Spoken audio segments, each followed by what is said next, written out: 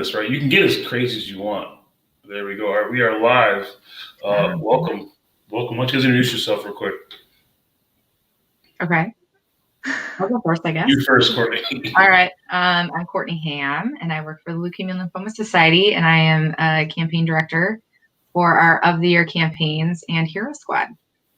Awesome. Nice. And I am Kim Lanzel, also with the Leukemia and Lymphoma Society, and campaign development manager for our Man and Woman of the Year Madison campaign. Wonderful. And I'm Lane Manning. Welcome to Manning the Grill, my first attempt at live streaming. So end of 2020, right? And this is Leukemia. The Leukemia and Lymphoma Society is part of this decision to do something like this because we had to go virtual during that whole campaign. That's when it got really real for me. So I've been contemplating a podcasty, live streamy something kind of thing. And it's just not my personality, right? And I don't want to. If you look into podcasts and research them, there's a lot of work. Like there's some work and there's some equipment and there's generally, you don't see this if you watch podcasts, but there's generally a producer off to the side that's doing the backgrounds and running the music and et cetera, et cetera. It's a little more intense than you think. Yeah. And I didn't want to go that deep. So then as I researched and kind of played around, live streaming was actually a pretty simple, not a lot of preparation needed kind of way to do the same thing. So who knows? When I was emailing these two, Kourtney asked, is this a podcast? I'm like, no, it might turn into one. Who knows? We'll see. But generally, it's something that I'm just going to try to commit to once a week and just have some random subject to talk about because I've always got something to talk about. So today's subject is something very near and dear to my heart, and that's why I asked Kourtney and Kim to come on. So Leukemia and Lymphoma Society, or just fighting cancer in general. And as we kind of go down this day, this inauguration, I'm really happy to talk about something other than that. So, what I was wondering, ladies, and we are in the midst of a push, right? Big push trying to get candidates. We've all done pretty well. I think we're at 10. What I was wondering if you guys could one at a time explain to my viewers why it's important for people in the community to join Leukemia and Lymphoma Society and help raise money to find a cure. To make an impact, right? I mean, we're Leukemia and Lymphoma Society. Our goal is to cure blood cancer, and we can't do that without amazing supporters that are helping us make that happen. So, right. And I'll just add, I think one of the things that Kim and I both love about this particular campaigns, our Man and Woman of the Year campaign, and then our high school version, Students of the Year, is that for 7 or 10 weeks, we have these leaders in their own industry, in their communities, in their families, in their friends groups that are really just helping us as ambassadors to share what we're doing as an organization. And that's so important too, is that, we can do all of the work, but we need to make sure that patients have information and knowledge of the resources and services that we offer. And this is such a great way to have individuals in the community share that message to the broader public. So right, exactly. Yeah. I donated to Cicely. I think her name is Cicely Gordon. I donated to her campaign. It was kind of cute. She reached out and asked for some info. Her grandmother actually reached out and asked for information and connected to us. So we had a couple calls and I gave it to her. So we're at 10 candidates, right? So this is actually one of the ways we could use this stream, since it's live, is we could literally just throw it out there. Like we are looking for five more candidates. I'm not going to say 4, but 5 more candidates to fill up our coffer for the year to run and be a Man of the Year or Woman of the Year like Anita and I last year. Anyone listening, what would you tell them? The quick little, pretend you're on an elevator and you see someone you thought was good. What would you tell them at the time it takes you to ride from the 13th floor to the bottom floor of why it'd be awesome to be a candidate and be like Lane? Be like, well, you just have to be like Lane, right? Be like Lane, right? Well, for those that aren't familiar, I guess, with what Man and Woman of the Year is, it is a 10-week philanthropic friendly fundraising competition that happens in communities all over the country. But we have a campaign here in Madison, as Lane mentioned, we're still recruiting. And it's your personal best, whatever you can do in those 10 weeks. And I work with all those candidates and their teams to come up with what those plans are and how we can make the biggest impact. And she's amazing, by the way, because she helped me through all this. If we can do it during a pandemic, like at the beginning of a pandemic, like I totally feel empowered. We can just about do anything we want now, right? Absolutely. Sweet. So let's test this sharing a video thing. This morning's leadership. So for those of you that don't know, I won Man of the Year last year. We talked about that, right? The philanthropic goal. I made more money than any other male, raised more money than any other male. That asked, I wanted to keep with this. I didn't want to just do it and leave. So I asked if I could be on leadership, and I was warmly accepted. Thank you, ladies. And we have these leadership meetings, and the leadership team's job is to kind of build or set the standards for the next program. So this is the 2021 campaign.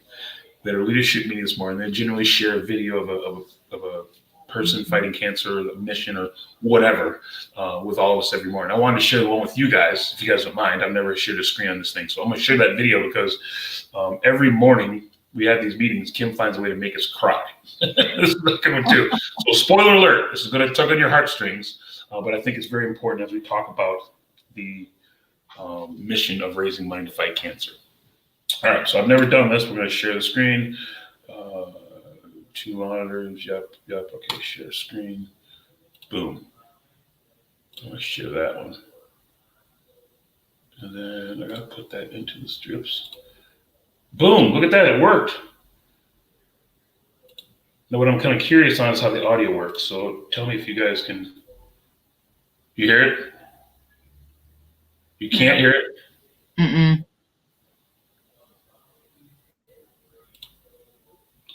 So you can't hear anything. We can hear you. Maybe if I have my headphones off? I don't know. I was Hear so it? excited for all of these things. Yeah. I wasn't sick and I didn't have You any can hear it? symptoms. Yes. So that's why I was so surprised when I was diagnosed with leukemia. I remember at first I was really scared and I thought, why me a lot? Why did this happen to me? And I was admitted to the hospital for my first round of chemo and I spent almost all of the 6 months in the hospital. The diagnosis was a huge shock to our family. It pretty much changed our lives completely after that. My brother and I barely got to see my mom and Bella throughout the whole 6 months that they were in the hospital. Because her chemo was so intense, we had to be really careful about germs and spreading anything, so we didn't get to visit as much. I had 5 rounds of pretty aggressive chemo and then I was considered in remission. And I was so excited to finally get back to school and back to normal life. But just before the start of my sophomore year of high school, my cancer came back.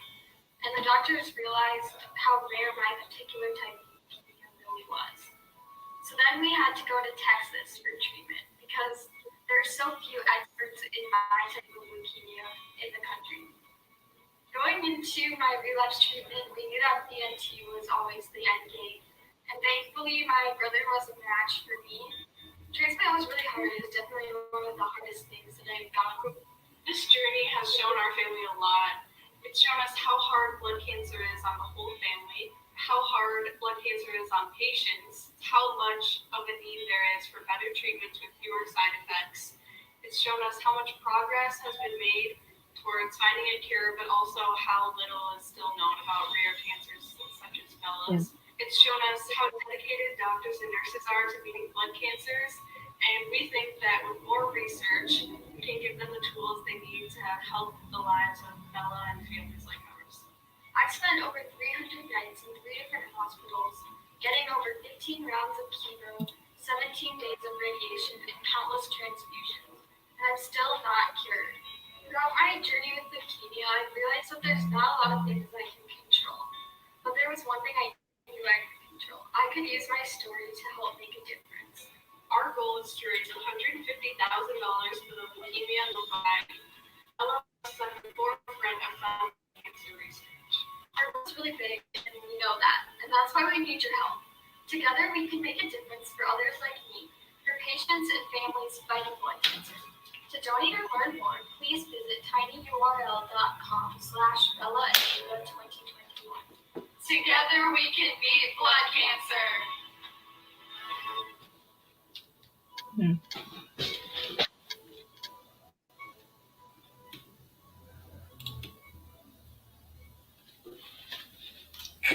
All right, so the lesson I'm learning is that everything's a little bit slower. Mm-hmm.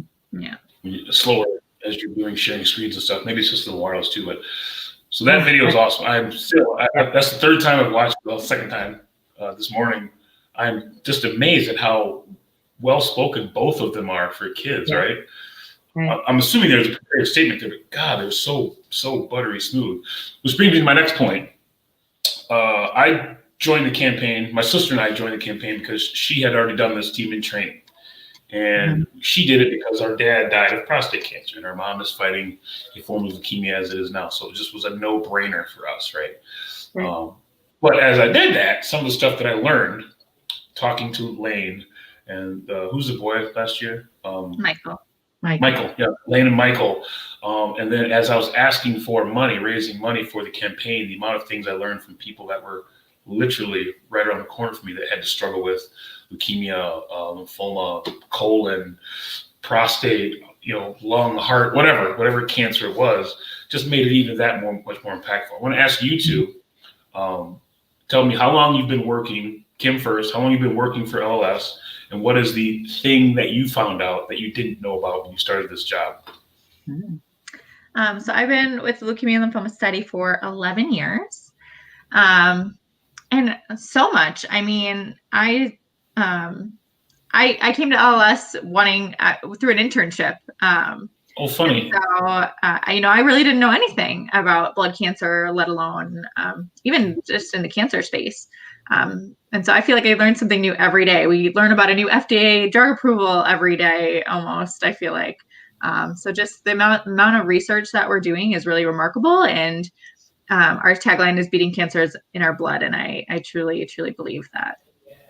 That's funny you're saying. I was talking before you jumped on, before we were live. One of the things I was telling him, I love the nuggets of information that I get. And it's funny, I've learned it. It's because you had a baby that I got to work with both of you, right? So it's a blessing, but you both deliver those nuggets differently, but the same, if that makes any sense to you, right? And the research, I had no idea how much research. And the one that's so compelling to me is that, and help me out here, 45 of the 50 previous, what did you say it? Give it to me. 50 of 55, 70, right? 60 of 70 now. Well, tell me. Actually, Kourtney, go for it. You tell us how you got involved and how long you've been working. Give me that line, because I love that line. It's so amazing. So I started officially with LLS in 2010, and I've been a boomerang. So I think technically I've been with LLS consistently for about 8 years. You guys started about the same time, roughly. We did, but I lived in Kansas City at the time. So I started as a patient services manager. That role doesn't exist entirely anymore, but we have a new revamped whole team of patient access staff that really help in supporting patients directly and doing programming and in conferences and that kind of thing.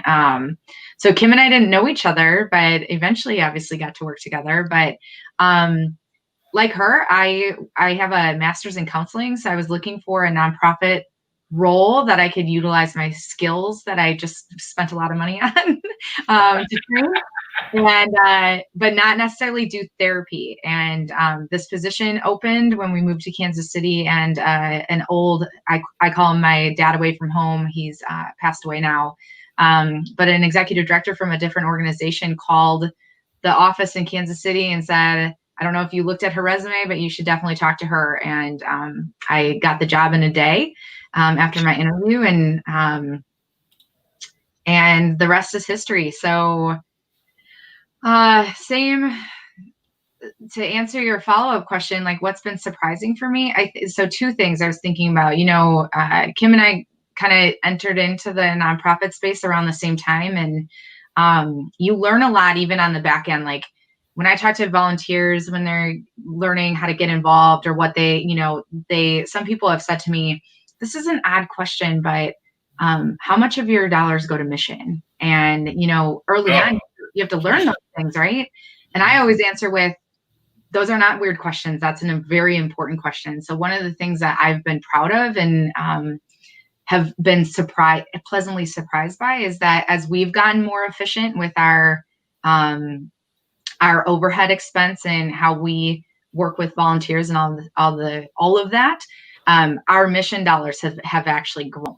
So that's something that I've been really excited about over, the past 10 years. When Kim and I started. So you're saying that's in the past 10 years that's changed?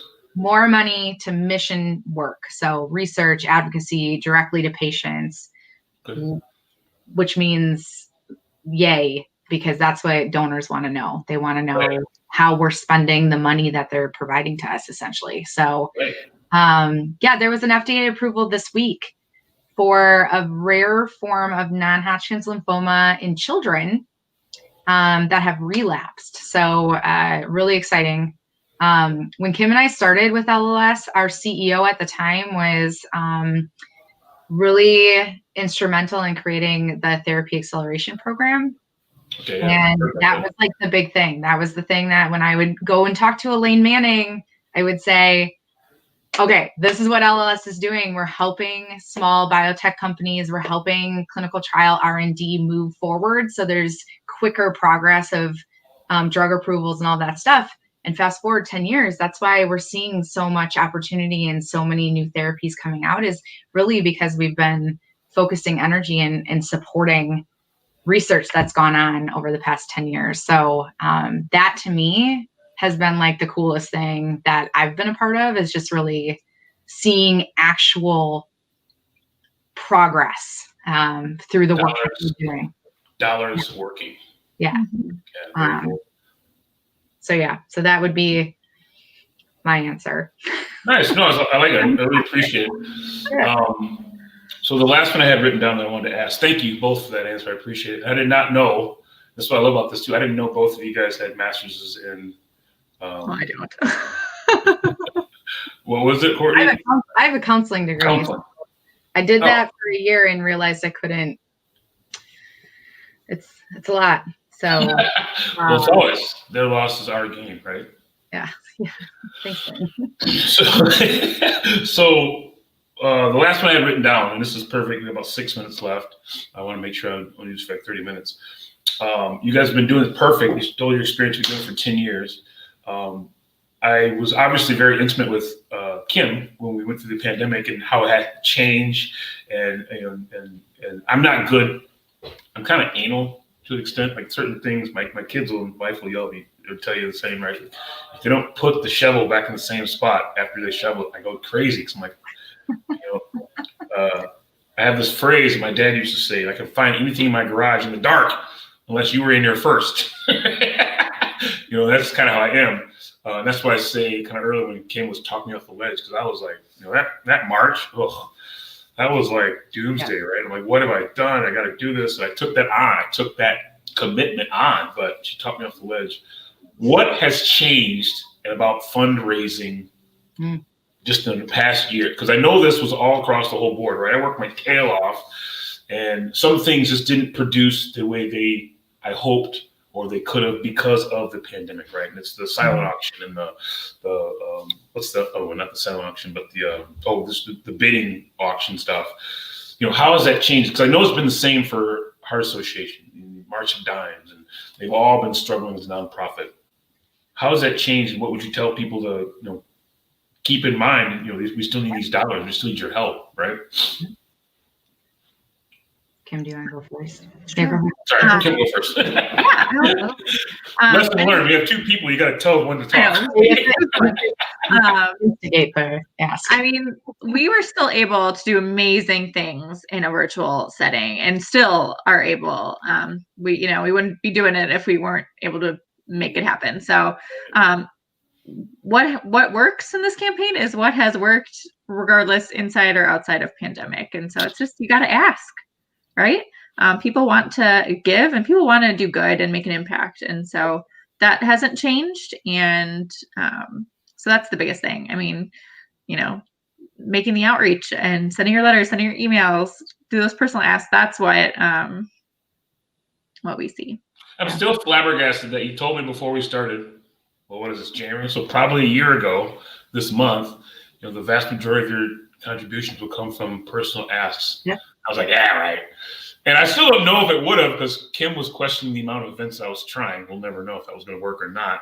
But at the end of the day, what actually happened was 62% of monetary donations came from personal asks, and, Yes. and basically the rest came from Facebook, which was another godsend, right? So, Kourtney, how would you answer that question?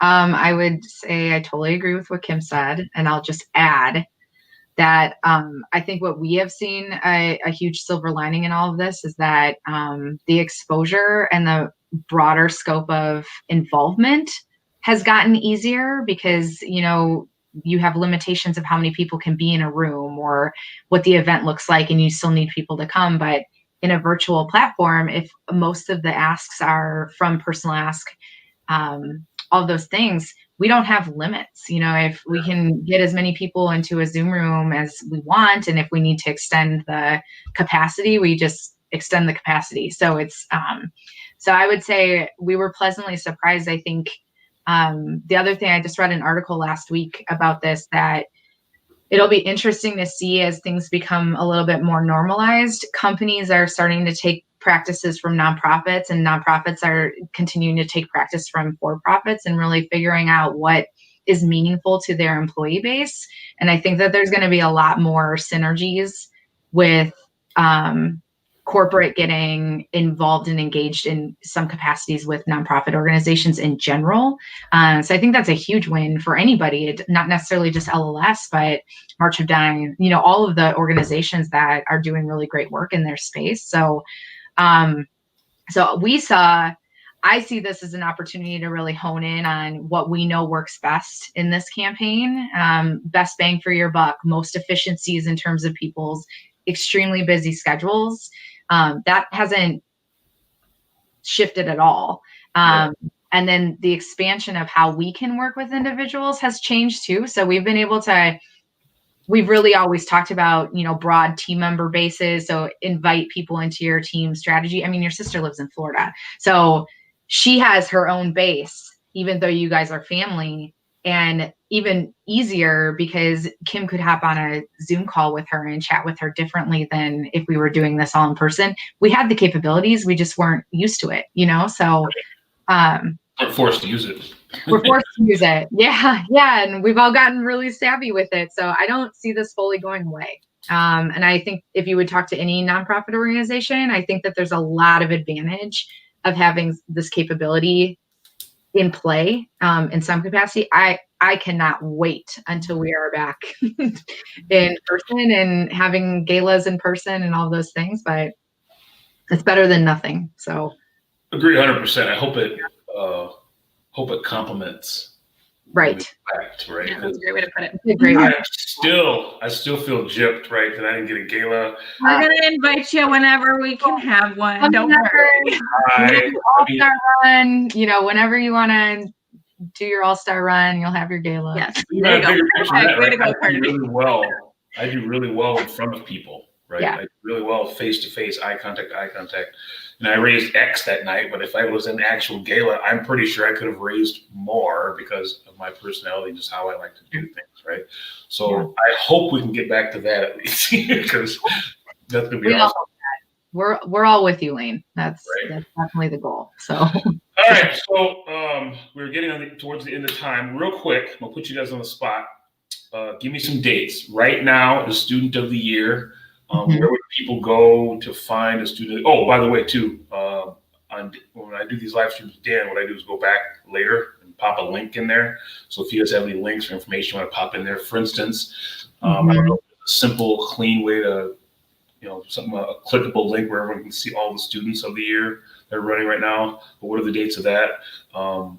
Give me a little more on the Man of the Year when it starts. When it stops, maybe can we say the candidates or not? I don't know if you guys let me know. Can I say them or not? We're still recruiting. So Sure. well, I can jump in. I think Kourtney might be looking up the Student of the Year stuff. So Madison, Man and Woman of the Year campaign, we kick off on March 25th and runs through June 5th.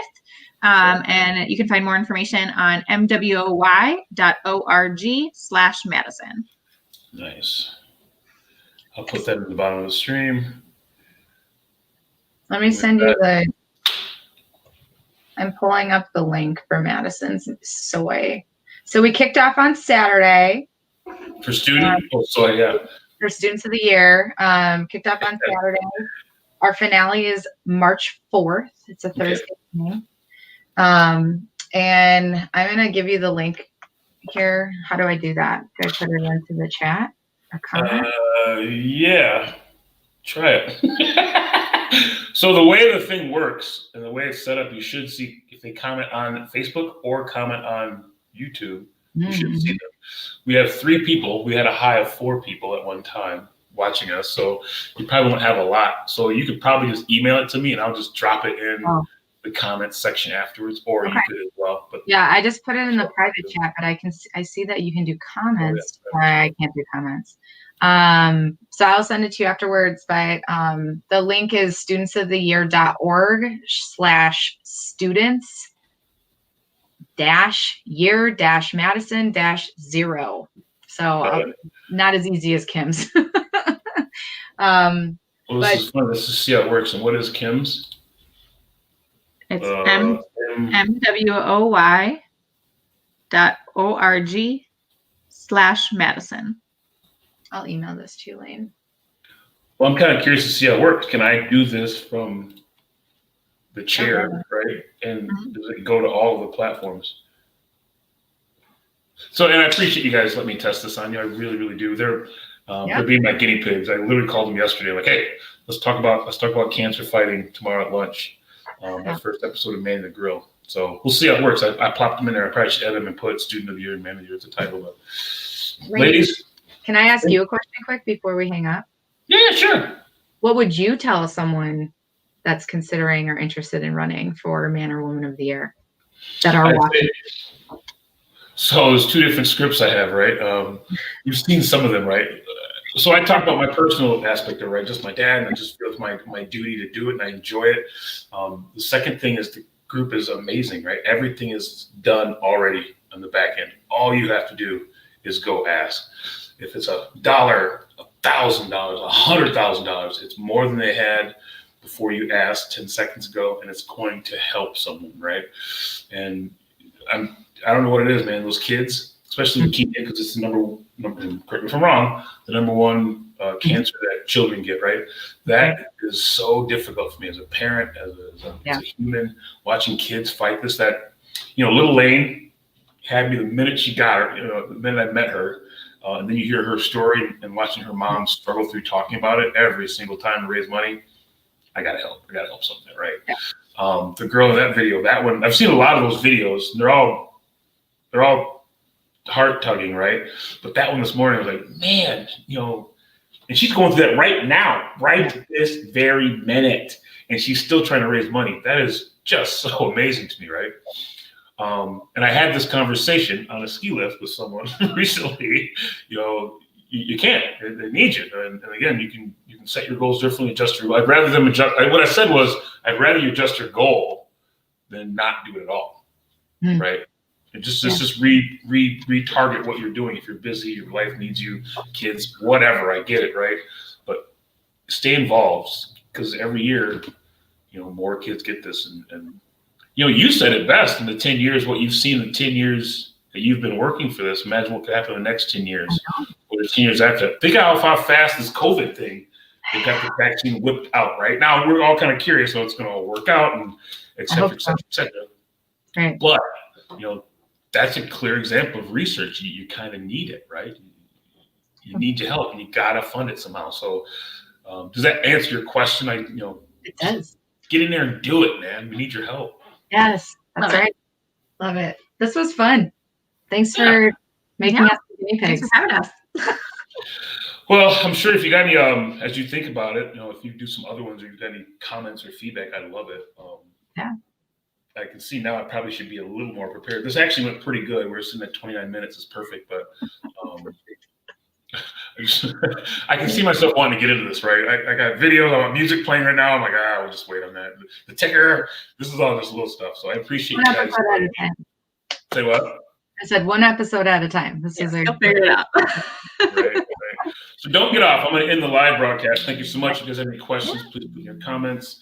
We'll catch you guys later. I'm Man the Grill. Bye-bye.